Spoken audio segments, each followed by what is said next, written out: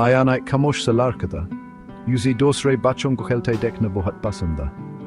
हर शाम आसमान रंग बिरंगी पतंगों से जाता था। आयान उन्हें ऊंचा उड़ते देखता और सोचता कि काश वो भी इनके साथ शामिल हो सकता। लेकिन आयान बहुत शर्मीला था। उसी कोशिश करने से भी डर लगता था। एक दिन आयान के दादाजी ने उसी पतंगों को देखते हुए देखा। दादाजी एक नेकदिल बूढ़े आदमी थे जिनकी आंखों में चमक थी। वो आयान के दिल की बात समझ गए। वो जानते थे कि इस छोटे इलाके को क्या चाहिए। दादाजी ने आयान को बुलाया और प्यार के सर पे हाथ फेरा। मेरे पास तुम्हारे लिए कुछ है, उन्होंने कहा। उनकी आंखें चमक रही थीं, कुछ ऐसा जो तुम्हें भी उड़ने की ताकत देगा। आयान ने अपने दादाजी की तरफ देखा, हैरान और परेशान। दादाजी ने आयान को एक खास तोहफा दिया, एक खूबसूरत नीली पतंग। ये जैसे जादू से चमक रही थी। ये जादुई पतंग है, दादाजी ने धीरे से कहा। ये तुम्हें जहां तुम चाहोगे ले जाएगी। आयान की आंखें हैरत से फैल गईं। क्या ये पतंग सच में जादुई हो सकती है? आयान ने डरते डरते पतंग अपने दादाजी से ली। उसके हाथों में ये गर्म और जिंदा महसूस हो रही थी। दादाजी मुस्कुराए और आयान को पतंग उड़ाना सिखाया। एक हल्के से झटके से पतंग आसमान में उड़ गई। आयान को भी अपने साथ ले जाती। छाला के कब वो जमीन से ऊपर उठ गया। वो उड़ रहा था। हवा उसके कानों के पास से सीटी बजाती जा रही थी। नीचे पूरी दुनिया रंगों और शक्लों के एक खूबसूरत कपड़े की तरह बिछी हुई थी। आयान हंस पड़ा, उसका दिल खुशी और जोश से भर गया। जादुई पतंग और ऊंची उठती गई। ये आयान को उसके गांव से बहुत दूर ले गए।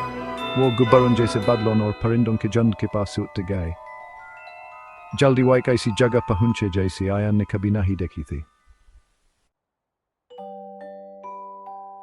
आयान खुद को एक रंगीन दुनिया में पाया जो म्यूजिक और हंसी से भरी हुई थी। बच्चे अपने ख्वाबों से आसमान को रंग दे रहे थे। उसने एक छोटी लड़की को एक बादे से तितली पे सवार देखा। उसकी हंसी हवा में गूंज रही थी। एक लड़का गाते फूलों के ऑर्केस्ट्रा की रहनुमाई कर रहा था। बच्चों का एक ग्रुप बादलों से महल बना रहा था। हर बच्चा अपना ख्वाब जी रहा था। उनके चेहरे खुशी से चमक रहे थे। आयान हैरत और ताज्जुब से देखता रहा। उसने कभी सोचा भी नहीं था कि ऐसी दुनिया भी हो सकती है। जादुई पतंग ने देर से एक चमकती झील के किनारे उतारा। चमकती आंखों वाली एक लड़की उसके पास आई। खुशामदीद, उसने कहा। उसकी आवाज शहद जैसी मीठी थी। यह ख्वाबों की जमीन है। यहाँ अगर तुम यकीन करो तो सब कुछ मुमकिन है। आयान ने दोपहर बच्चों के साथ खेलते हुए उनकी कहानियां सुनते हुए गुजारी। उसने सीखा कि डर सिर्फ एक वहम है जो शक से पैदा होता है। ख्वाबों की जमीन में यकीन ही वो जादू है जो मैंने रखता है। जैसी सूरज डूबने लगा, आयान के वापस जाने का वक्त हो गया।